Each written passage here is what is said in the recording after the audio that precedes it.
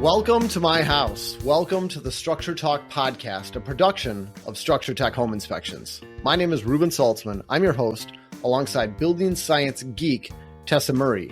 We help home inspectors up their game through education, and we help homeowners to be better stewards of their houses. We've been keeping it real on this podcast since 2019, and we are also the #1 home inspection podcast in the world, according to my mom. Welcome back to another episode of the Structure Talk podcast.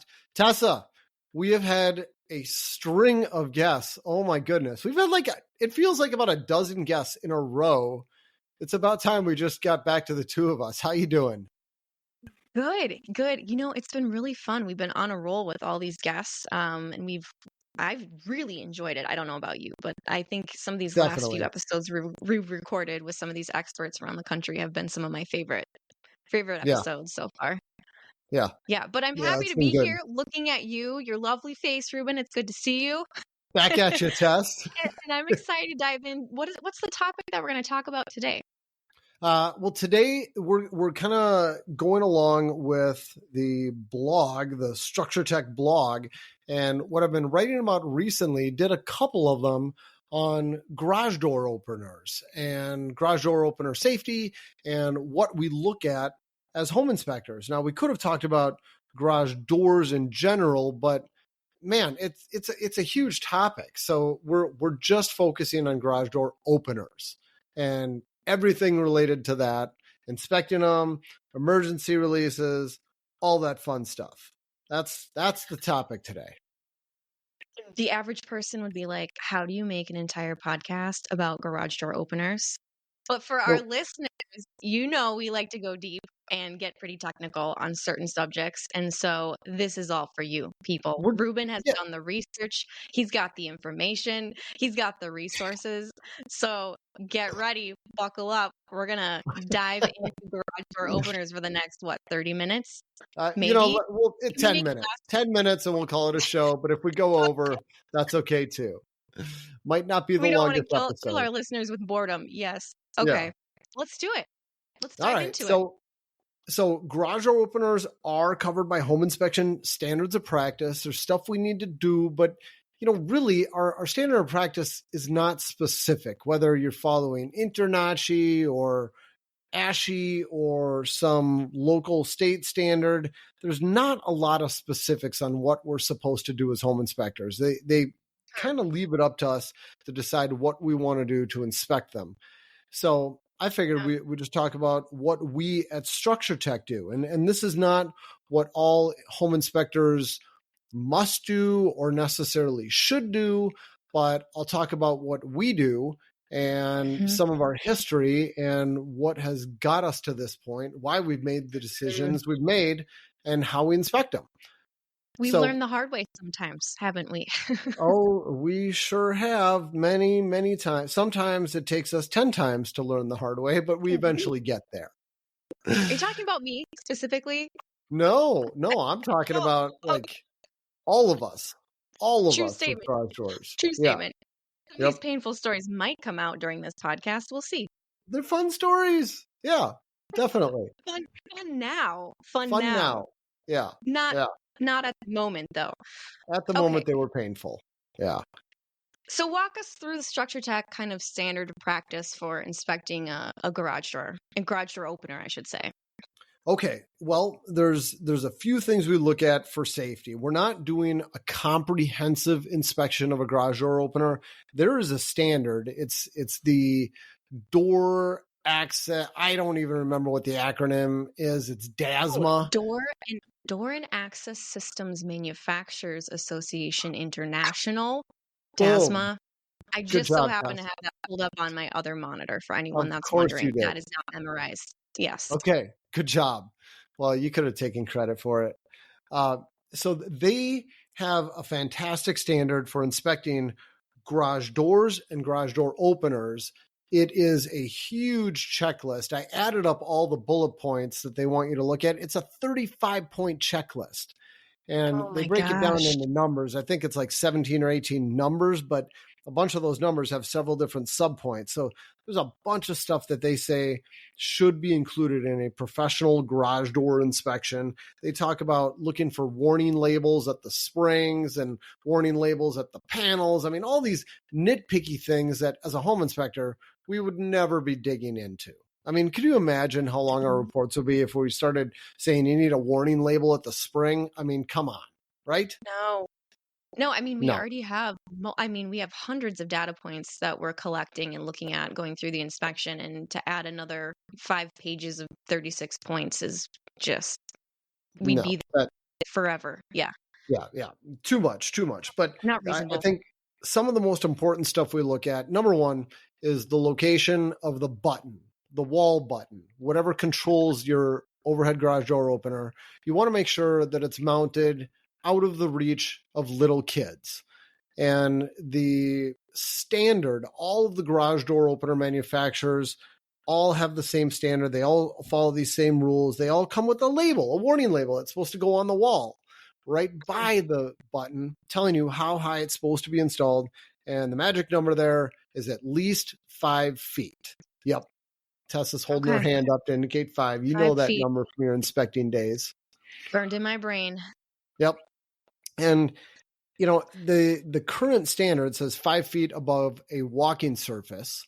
Now, we use a little bit of common sense and we just say, put it 5 feet above where a kid is going to stand.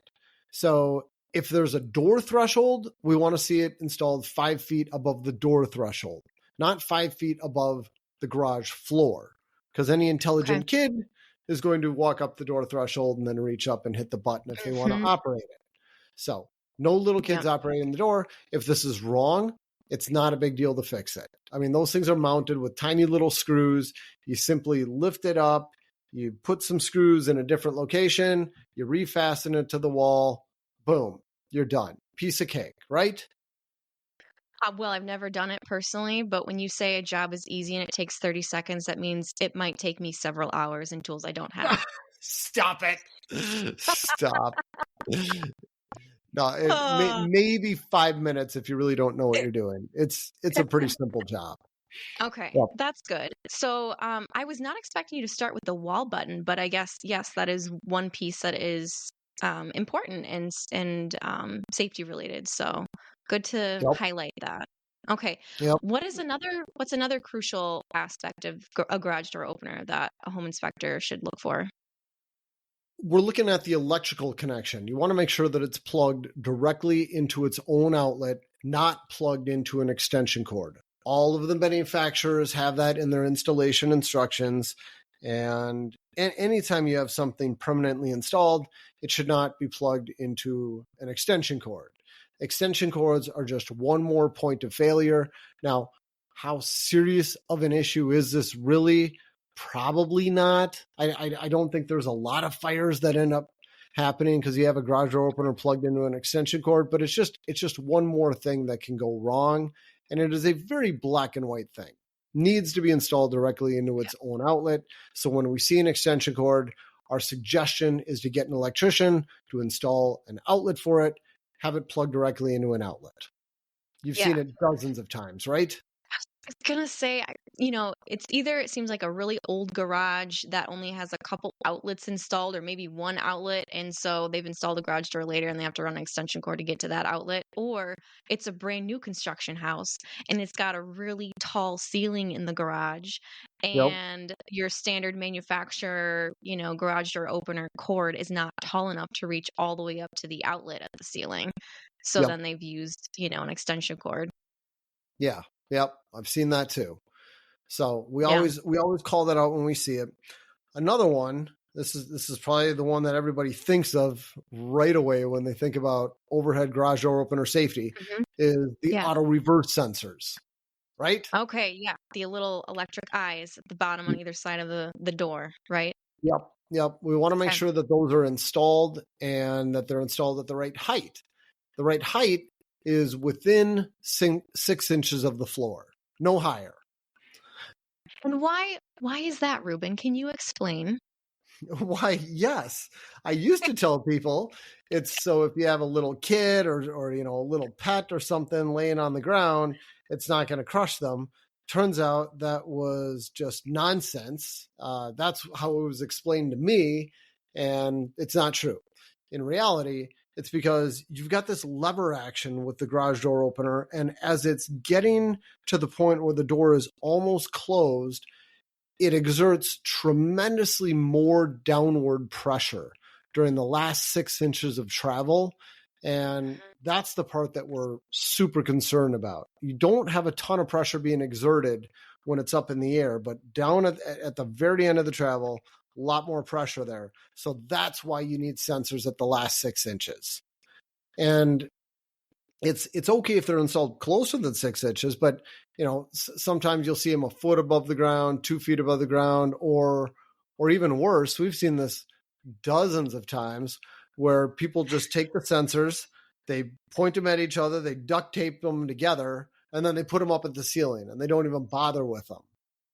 You've seen that, right? Yes. Oh yeah. Yep. So Countless we're looking times. for that. Looking to make sure they're properly Can installed. I stop you for a second? That is really fascinating, Reuben. I don't remember learning about that. Although I feel like, Reuben, you have, and I've told you this before. You're like Rain Man. Anything that you read or hear or say, or a class that you sit in, you remember everything from it. And I don't remember learning about that, the reasoning behind the 6 inches of the sensors off the ground. But you got that from a class that we attended, right? Was it an ASHI session? Yeah, it was an ASHI session. It was one of our local chapter meetings, and we had somebody from DASMA come out and teach on this standard. So that is so fascinating. That stuck with you. That made an impact. Because, I mean, I think most people in the industry think, okay, well, it's because you don't want, like a little kid that's crawling, to go underneath that sensor and the sensor to miss it and the door to crush your child or a small pet, like you said. But really, it's all about force. And when that door is coming straight down, which the last few inches, it is coming straight down, it's got a tremendous amount of force versus if it's kind of half up and half down and it's still coming at an angle. So that's exactly that's interesting. Mm-hmm. Yep. Okay. So we're checking to make sure the eyes are installed. And then, of course, we also check to make sure that those eyes are functional. I had a house once where I went to break the beam and make sure the door went back up when the beam got broken, and nothing happened. And I looked around for a little while, and I found the sensors duct taped together at the ceiling or on top of the garage door opener, but the old auto reverse sensors were still installed. So it gave the appearance that they were properly installed and properly working, but the real ones were not doing anything. They're installed at the ceiling. So that's so sneaky. So sneaky. Agreed. So that's why we always test them. Make sure that breaking the beam is actually going to make the door go back up. Wow. Well, you passed with flying colors that test. Yep. They did not fool us on that one. and then there's this old test that we used to do on garage door openers that were made before 1992. They weren't required to have those auto reverse sensors. All it was an impact test where if it struck an object before it was done with its full downward travel, it was supposed to go back up. It wouldn't trap someone. And I've heard so many different stories about how home inspectors test this. I know some home inspectors would just grab it with their hand and they'd wait till the door was about waist height and they'd put a little bit of pressure back up on it. As we know, that's not a valid test because there's not a ton of downward pressure. And I've heard of home inspectors taking a roll of toilet paper and putting that underneath it to help not damage the door. And really the only approved test, the only industry standard test put out by DASMA is to take a flat 2x4 or another object of the same dimension and put that underneath the overhead door and let it close on a 2x4. And if it goes back up when it hits it, it passes. If it doesn't, it fails. That's the test. That is the industry standard. If you're doing anything else, you are making up your own stuff, and it's not a valid test. So that's the impact test. Now, do the inspectors at Structure Tech carry around a 2x4 with them to do this test on every garage door opener? Yeah, we carry around an 8-foot 2x4. Nothing less will do. we Green don't. treated or yeah. You know, I used to use my tape measure. It was almost exactly the right An inch and a dimension. half. I'd stick my Mhm. tape measure underneath there. But at some point, we stopped doing this test because we started having so many garage door openers that would fail. They would impact an object, and then the garage door opener wouldn't auto reverse. It would just start smoking, and then it would fail, and then now you're left with a busted garage door opener. And now you got a seller going, hey, you guys inspected my house, you left, and now my garage door opener ain't working. Who's going to fix this? And it's not cheap to hire a professional to come out and replace the garage door opener.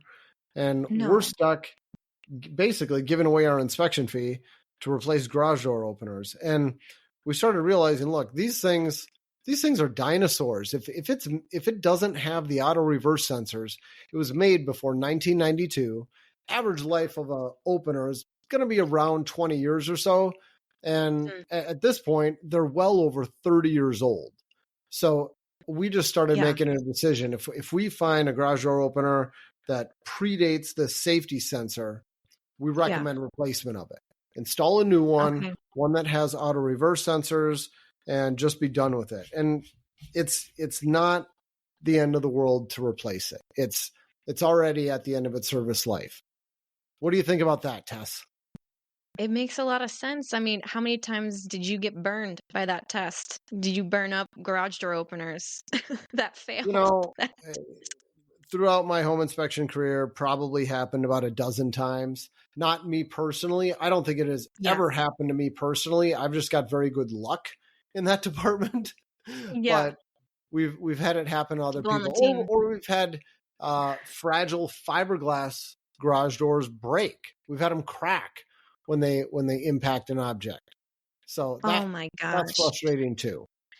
I think it's a tricky line that you try not to cross as a home inspector. Like, you want to test everything thoroughly and make sure that it's safe and working. But at the same time, when that test has resulted in so many expensive failures, then you kind of rethink, okay, what's reasonable for us to test and what's not. And it makes sense that you kind of draw that line and say, when a garage door opener is already well beyond its kind of expected serviceable life, that we're not going to take our chances on this thing failing. Exactly. So, yeah, I get it's it. It's kind of in the same vein as us doing flood testing on tiled showers, right? Yeah, definitely. There were a lot of failures with doing the flood testing that caused some pretty significant damage when we would find leaks. And really it goes back to, okay, great, you found a problem. And there are some buyers that are, grateful to you in that situation. But a lot of times there's more people that are angry about you finding the problem. And then it becomes your expense and your issue to deal with. And your headache. So it's at that point, it's more of a business decision. Definitely. Yeah.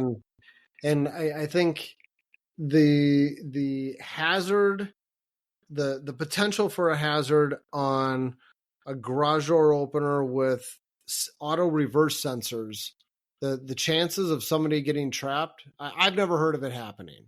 I mean, I'm simply not concerned about it, because if something is in the way, those sensors are going to go off. So I am perfectly happy with testing them this way. I think it's a better way to do it. If there's home inspectors out there who still like to do the impact test, and even on garage doors that have the auto reverse sensor, the eyes, well, God bless. Go ahead and do the impact test if you want to, but A we few don't do garage them. doors. Yeah. Yep. And then Well, that's good advice, Reuben. Good advice. Yeah, that's how we do it. And I think that's just about everything we do for garage door openers. Did I miss anything, Tess? Well, no, I think you covered it for garage door openers. I mean, like you said, there is a long list of things you can inspect when it comes to a garage door and the mechanics involved and how it opens and closes and springs and how it's attached to the wall and all that, but that's a Yep, different podcast. different podcast. Yeah. And then the one other thing I want to mention too, and I mentioned this because we've got this rental house where we've got a detached garage, and the only way to get in and out of the garage is through the overhead door. And it does have a There's no garage door side door. opener. There's Yep. no side door, no service door. Okay. So it means that if something goes wrong where that garage door opener can't open the door, you can't get in the garage. And a When would that couple, ever happen, Reuben? What scenario could possibly cause well, that? here, I'm glad you asked, Tess. Here's a few of them. Number one, the power goes Because I out. can't think of any. No, just Huh? kidding. Because I can't think of any. Not, Oh, I've never I been in think we that both, situation before. yeah, I think we both got some stories we can share here, Tess. But the innocuous ones, one, the power goes out. That can Okay. happen. Yep. Or the garage door opener fails. It's going to fail at some point. What if it Right. fails in the down position? How do you get in? Yet another one. What if there is a GFI outlet inside the garage and it protects the outlets outside the garage? I was at an inspection with one of our inspectors where I went to yell at him like, hey, don't test that.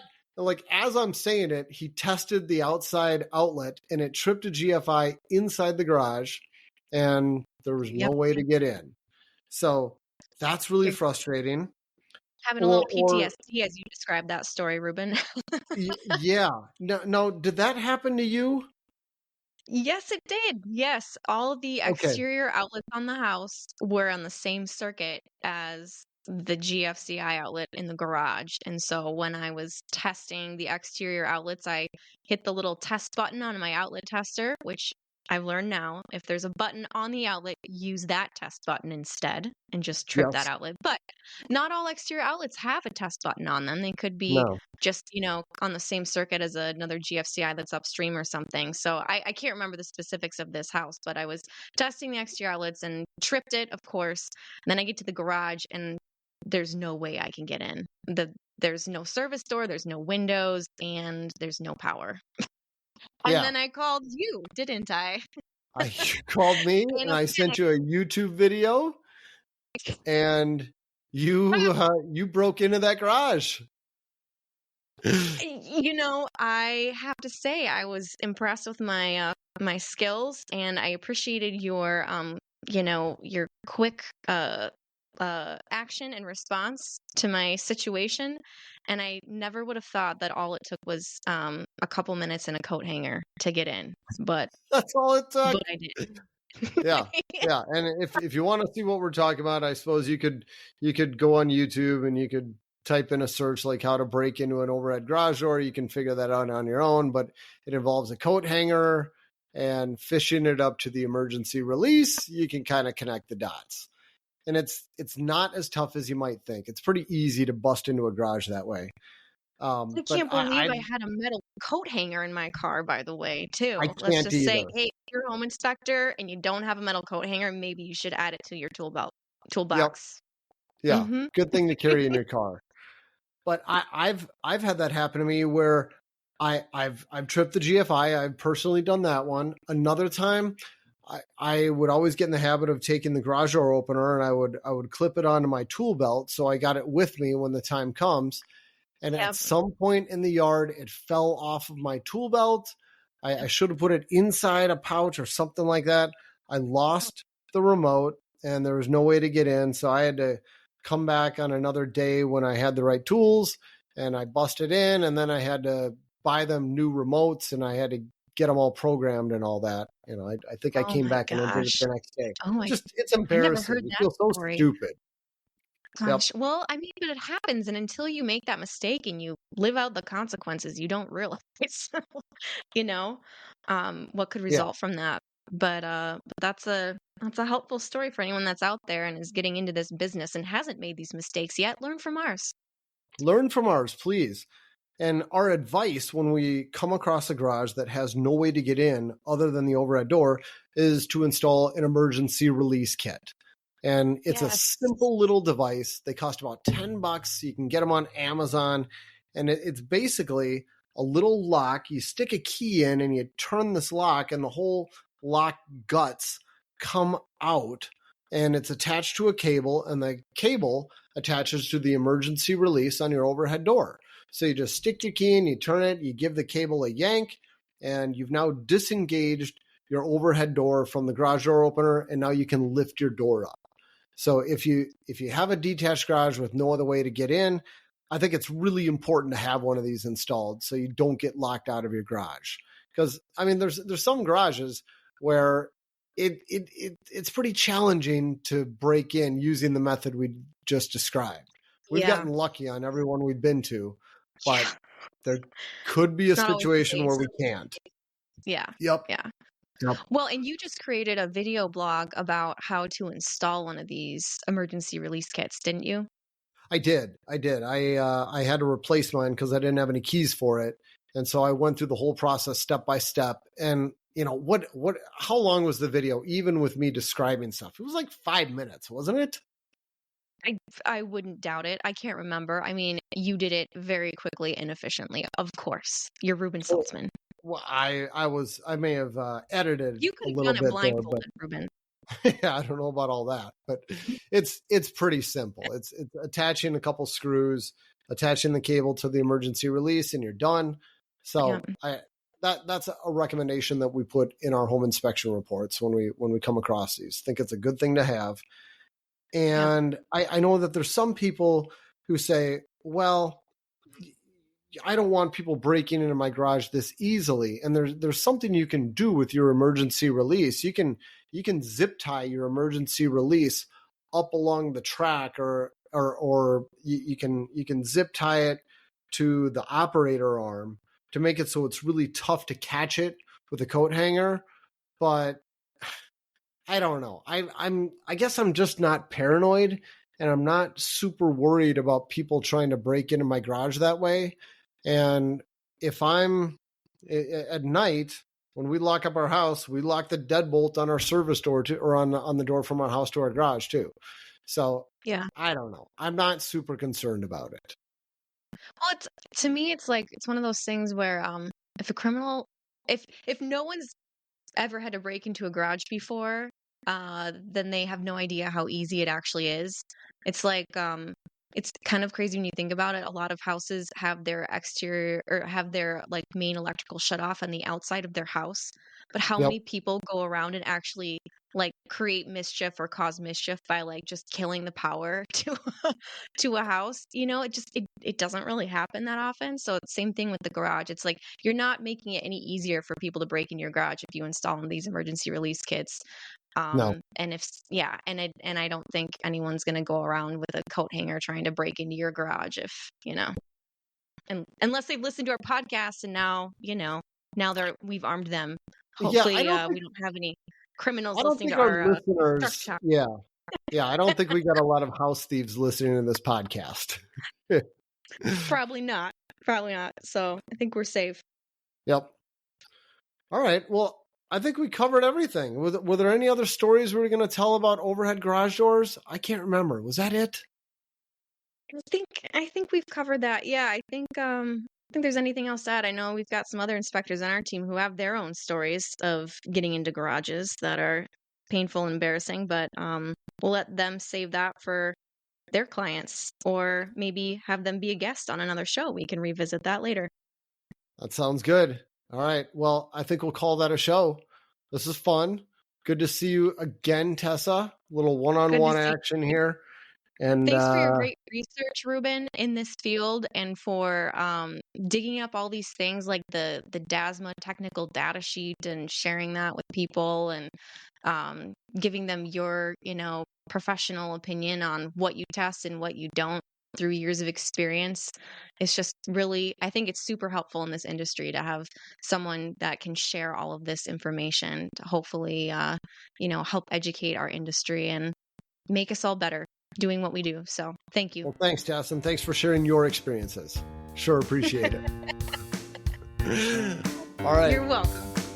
Well, if you have any thoughts on garage door opener safety or anything else that we talked about today, or ideas for future shows, please shoot us an email. We read all of them. Our email address is podcast@structuretech.com. I'm Reuben Saltzman for Tessa Murray, signing off. Thank you.